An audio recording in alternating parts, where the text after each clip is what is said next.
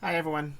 We're going to be doing more calculus, this time back onto our practice test for Chapter 5, Applications of Derivative, and we're going to start off with derivative as it pertains to increasing and decreasing of a function. So let's see what we got over there. So we're supposed to find all intervals on which this function f of x equals x on x squared plus 1. When is that increasing and when is that decreasing? So first step here is to seriously take a look at the domain here. And since there's no roots or any other weird esoteric functions here, the only thing we have to concern ourselves with is the denominator. And looking at that denominator, we see that it can never actually be equal to 0. So there is no place of concern in the denominator. And if there's no places where the denominator equals 0, in this case, that means that the domain is all real numbers. So negative infinity to positive infinity. In order to analyze increasing or decreasing, we know that that is very much so related to the derivative. So let's have a look at the derivative. Okay, here is our function. We're using a quotient rule here. A quotient rule. The derivative, the new denominator multiplied by the derivative of the numerator minus the numerator multiplied by the derivative of the denominator over the denominator squared. And when you simplify, you get yourself negative x squared plus 9 over the square of x squared plus 9. Our derivative is in the form of a rational function, which is nice because you have an opportunity to look at the numerator and the denominator separately, which is what I would suggest you do even if you don't have a rational function. Turn it into a rational function if applicable. So what do I mean by that? Well, our critical values come from two different things. We can get a critical value if x squared plus 9 equals 0. And we can also get a critical value if the square of x squared plus 9 is equal to 0. So let's start solving then. X squared plus 9, well, that's the same thing as x squared minus 9 equals 0. And that gives us two roots, x equals negative 3 and positive 3. I mean, that's straight up out of Algebra 1. But on the right side, we already said that x squared plus 9 can never equal 0. And if you square that, that means that the square can also never equal 0. So there's no solution on the right side. The square of x squared plus 9 will never equal to 0. Meaning, we only have two critical values, x equals negative 3 and x equals positive 3.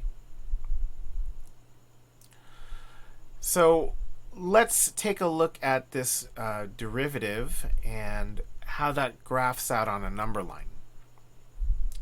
You don't have to make that number line fancy.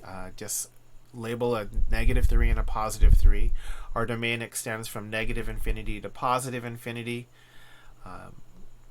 So you can test any number, pretty much any number except for negative 3 and positive 3 if you choose. Now, our first interval is from negative infinity to negative 3. So let's pick a number which is nice for that. I think negative 10 would work. So negative 10 squared is 100. So negative 100 plus 9, well, that's a negative result, meaning our function is going to decrease. Okay, our next interval is from negative 3 to 3. We'll pick a nice convenient number between there, and I think 0 works nicely. So the derivative evaluated at 0 is negative 0 squared plus 9 over something that's always positive. So yeah, we get a positive result there. And from 3 to positive infinity, we could pick any number greater than 3. Well, let's pick 10. It always makes me cringe a little bit when students put in 3.1. Like, why would you evaluate 3.1 if you can evaluate 10? So much easier. If you evaluate 10, you get a negative result. That's negative 100 plus 9, clearly negative. There we go. So we have a negative, positive, negative pattern here. And when you see that, then you should know that negative 3, that is a relative minimum. I know the question isn't asking if it's a relative minimum, but it is a relative minimum. And then at 3, we get ourselves a relative maximum. This tells me that our function f of x is decreasing from negative infinity to negative 3. There's that negative sign there. So f of x is decreasing for x between negative infinity to 3 and 3 to positive infinity because f prime of x is less than 0. And likewise, f of x is increasing for x between negative 3 and 3 because f prime of x is greater than 0. I just noticed that those two are in reverse order from the way that this question is being asked. So let's reverse that order. Okay, so I think number 4 is done. Let's take a look at our next question. Find the shortest distance from the point 3, 3.5 to a point on the parabola where y equals x squared. The shortest distance, of course, and find the point on the parabola that is closest to A. So this is an intimidating problem for a lot of people. Let's take a look at the graph of this. Here on my TI-84, I've gone ahead and I've put y equals x squared. In calculus, this is the first chapter we've done together this year. If you're in Calculus A, probably you've done this already, but I always just tell people to start with Zoom and 6, which is Zoom standard. And not a surprise, this is going to be a downward opening parabola. Let's copy and paste that onto our work. That's nice. And then now let's graph 3.5. So if I want to find the distance minimized, I'm going to have to draw a line from that point to the curve. And notice that this gives us a little bit of an estimate of what the solution should be. It looks like the solution should be close to x equals 1 and y equals negative 1. In any case, we should be in the 4th quadrant. I always get my quadrants mixed up. That should be the 4th quadrant. And yeah. Okay, well clearly we have one equation here, y equals negative x squared.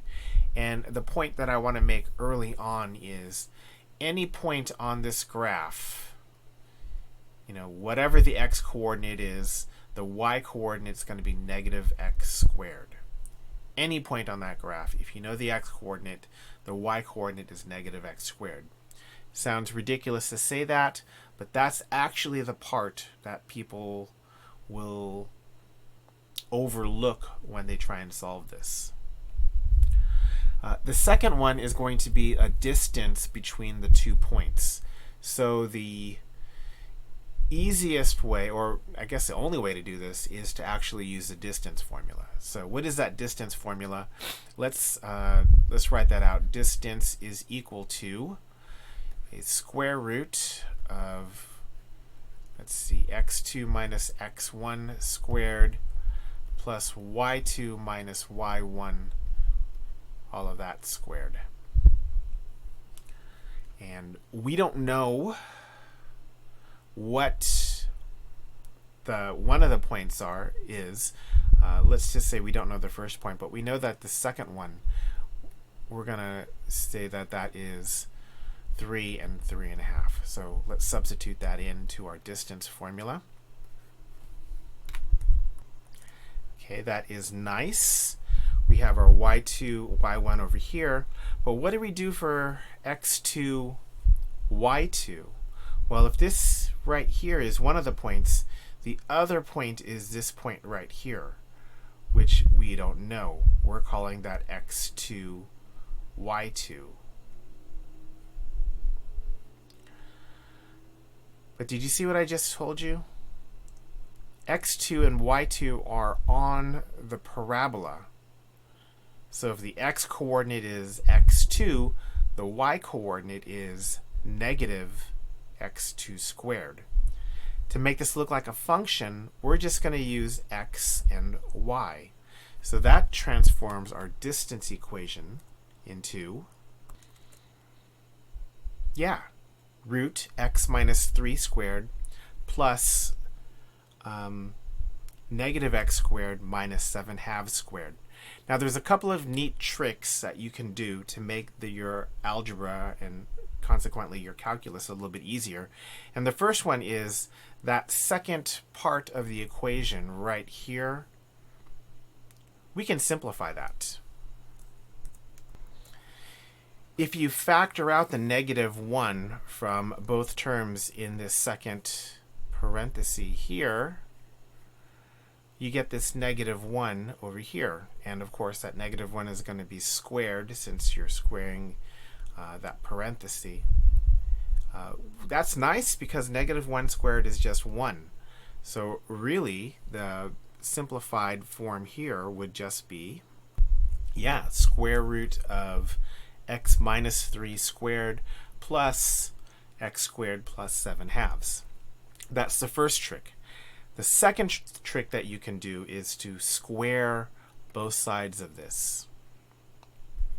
That gives me the distance squared equals x minus 3 squared plus x squared plus 7 halves squared. And that will actually make the derivative a lot easier for you. Which brings us conveniently to the next part here. After we have our equation that we want to minimize or maximize in terms of one variable, we're going to take the derivative. Okay, so we're going to take the derivative of everything with respect to x.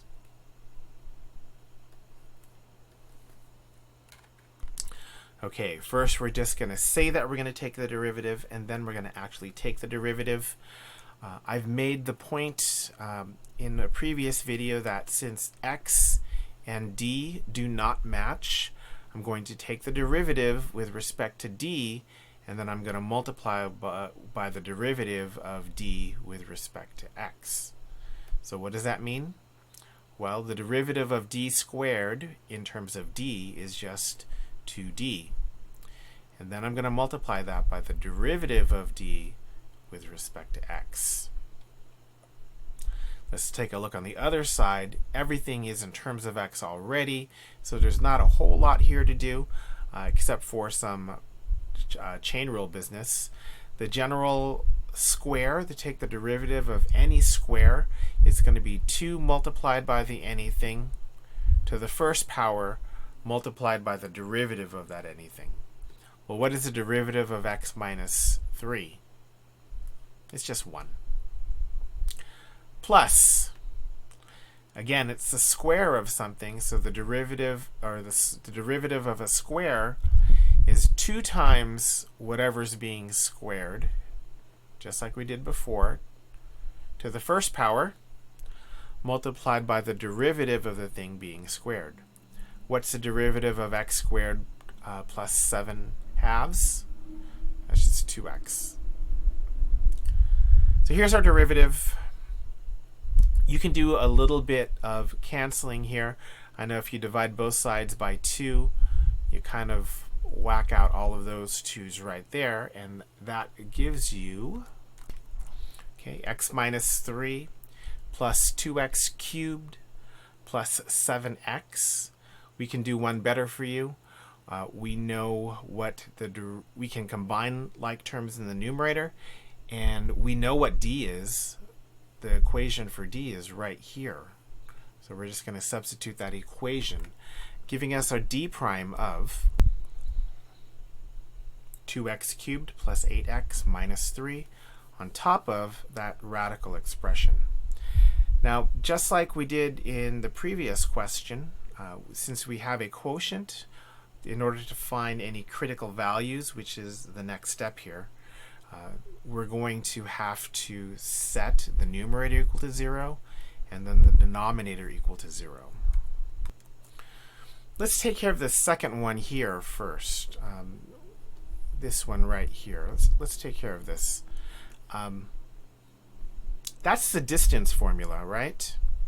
And if you remember from the way that our problem was set up, we got a point that is not on the curve and then a point on the curve. So when you think about it, that distance between 3 and 3.5 and any point on the curve is never going to be equal to 0. Okay? And if the distance between those 2 points is never going to be 0, that means that this expression right here is never going to equal 0. Meaning that there's no solution to the right-hand side here. So the only thing we have to worry about is this cubic function. Now, I don't know about you, I'm not too keen on solving cubic functions. And this is not actually the kind of question that, or the kind of equation that you would be expected to solve on the calculus AP test. This is not an algebra class. This is a calculus class. So with that philosophy, you're just going to go ahead and use your solver to solve. So let's get to the solver on your calculator. You can get there by pushing math, going over to solver, and I'm going to clear off whatever I have here so I can talk about what to put into your equation. So the idea is that this side on the left, that's going to be an E1. Whatever's on the left, put that in E1. And then whatever's on the right, put that in E2. So when we get back to our calculator, to correctly set this up, we should be putting in 2x cubed plus 8x minus 3 in E1. E2 we put a 0. We're going to OK it. And that brings us to the second screen. Now I know you see x equals 10 with a blinking cursor on it. That is not the correct answer. However, if you look up here, it actually gives you instructions. It says to select a variable and then push alpha solve. Well, there's actually a little bit more that you need to do. You need to take a guess. The way this calculator works is it's going to start looking for the solution closest to whatever number you put into this for x. So for example, right now x is 10, so it's going to start looking for a solution around x equals 10. And it'll actually find the solution that is closest to x equals 10. Whether it exists, we don't know. To make things easier and faster, you're probably better off guessing something closer to the actual solution. So if we remember from our graph, we estimated that our x-coordinate should be about -1. So let's put a -1 here, and then just like the calculator says, press alpha solve. Alpha solve, which is, I don't know if you see it here, it says solve in green. Alpha enter is really what you're pressing. Alpha enter.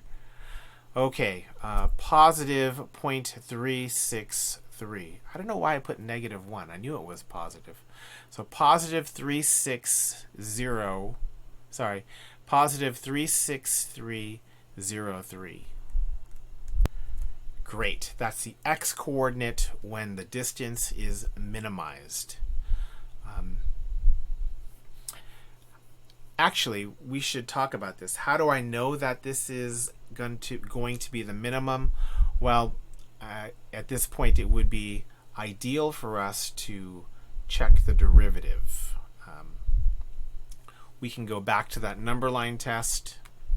You would definitely get a number line that looks like this, where to the left of 0.363 we get a negative derivative, and then to the right we get a positive derivative, So this is our only, this is a relative minimum, and since it's the only thing, it's absolute minimum. So let's see if we answered the question. Find the shortest distance. No, we didn't find the shortest distance yet. How do we find the shortest distance? Well, you substitute into whichever form of the equation D suits you best. And I think I like this one here. So let's find the distance at x equals 0.36303. Actually, you know what? Let's make our lives easier. Let's just say x1 is equal to that point. Oh no, we don't have. We already have an x1 being used. Let's use x0, 0.36303. And so we'll find the distance when x equals x naught. What is that equal to? That is equal to, of course, x naught minus 3 squared plus x naught squared plus 3.5, whole thing squared, whole thing square root. Throw that into your calculator. If you've just used the solver, then whatever variable you solved for will still have that value. I usually take that value and I store that in memory storage A, and then do the mathematics on A. So what are we looking at? We're looking at the square root of A minus 3 squared plus A squared plus 3.5, also squared. Let's make sure we got that right. I think so. And that gives us a distance of 4.48815. Okay, there's our distance, and oh, there's more. Find the point on the parabola. Well, the point on the parabola, that's this equation right here, y equals negative x squared. So our y coordinate is going to be equal to negative x naught squared, which equals, back to the calculator, this one's easy, negative a squared. Okay, so negative 0.13179. With all of that in the can, we're going to write our summary statement and we're going to get out of here. Here's our summary statement. The distance is minimized when the point on the parabola is negative 0.363 and negative 0.131, and the minimum distance is 4.48 units. So that's all the math we're going to do in this video. It's already been a pretty long one, so I will see you next time when we continue your Chapter 5 practice test.